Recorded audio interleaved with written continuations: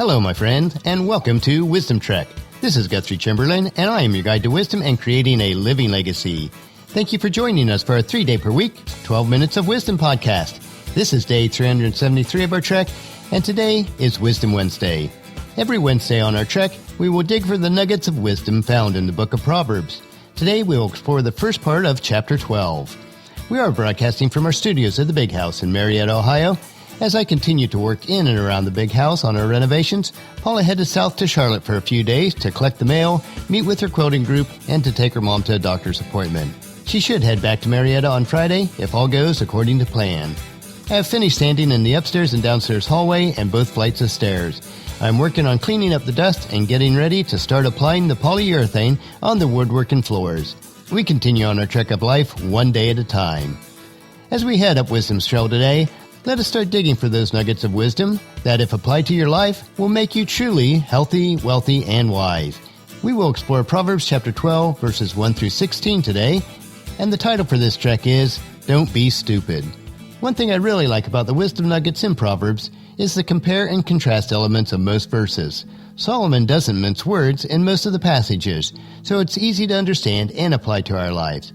So let's get started with verse 1. To learn, you must love discipline. It is stupid to hate correction. One area that I don't think is taught well at home or at school is that if you desire to learn, it is required that we integrate discipline into our daily lives. In fact, we should love that discipline. Most of us would not describe discipline as something that we would love, but just as love for another person is a choice, we must choose to love discipline if we desire to learn. If instead we hate discipline and correction, then we will be considered stupid. There is a little difference between someone who cannot learn and someone who will not learn. Verse number 2. The Lord approves those who are good, but he condemns those who plan wickedness.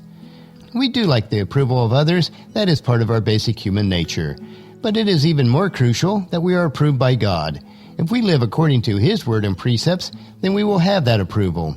In contrast, those who habitually plan wicked deeds will not have the same approval from God. Verse number 3. Wickedness never brings stability, but the godly have deep roots. A life that is lived contrary to God's word will be shallow and have no substance to it. This is a foolish person who builds their house on the sand. A life that is grounded on God's word, on the other hand, will have deep roots and a solid foundation, just like the person who builds his house on a solid rock.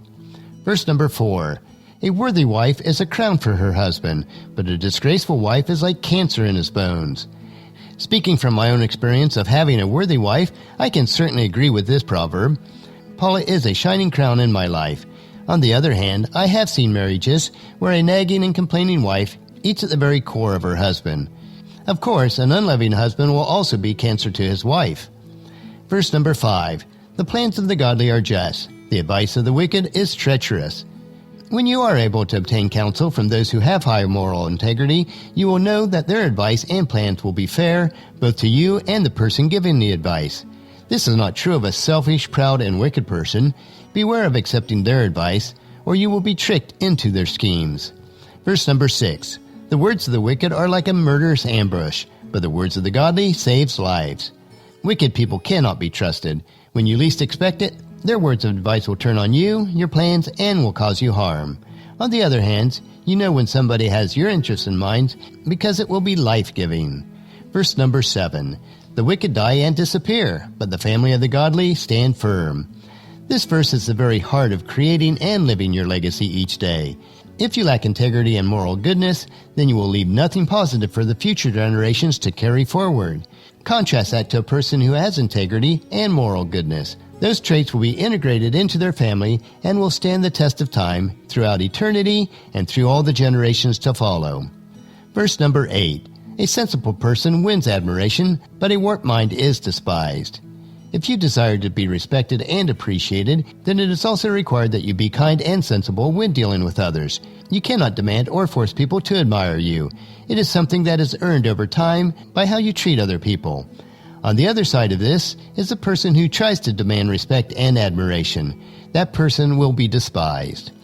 Verse number 9. Better to be an ordinary person with a servant than to be self-important but have no food. This situation was true in Solomon's day and probably is even more so in our Western culture. We see those who spend borrowed money on things that make them look better in the eyes of people who really don't care or matter. In the end, they end up in debt, barely being able to take care of their basic needs.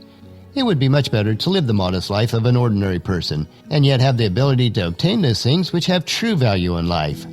Verse number 10. The godly care for their animals, but the wicked are always cruel. Those who honor God will treat all living creatures with care and respect.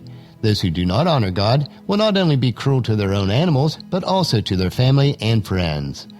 Verse number 11. A hard worker has plenty of food, but a person who chases fantasies has no sense. There's no substitute or trade-off for working hard. If we consistently work hard over a long period of time and do not spend our money foolishly or borrow money for that which is not a necessity, then we will always have the ability to pay for those items that are life's necessities.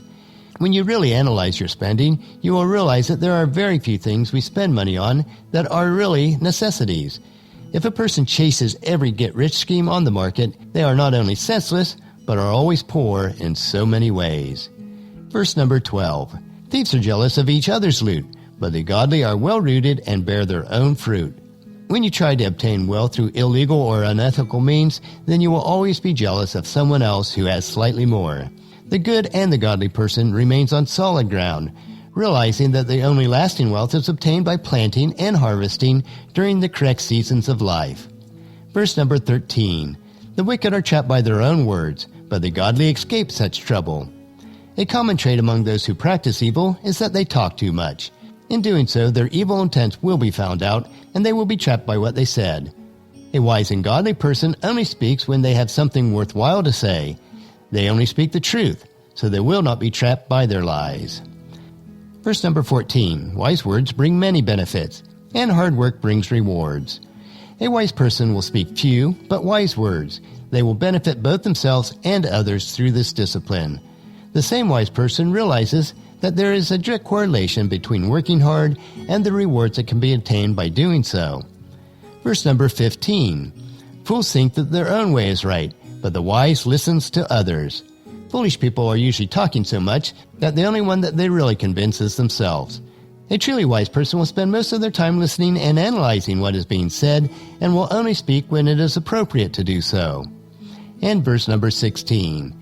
A fool is quick-tempered, but a wise person stays calm when insulted. A foolish person is immature and impatient. They will get angry because they do not get their own way. In contrast, a wise person will listen, consider the source, and remain calm.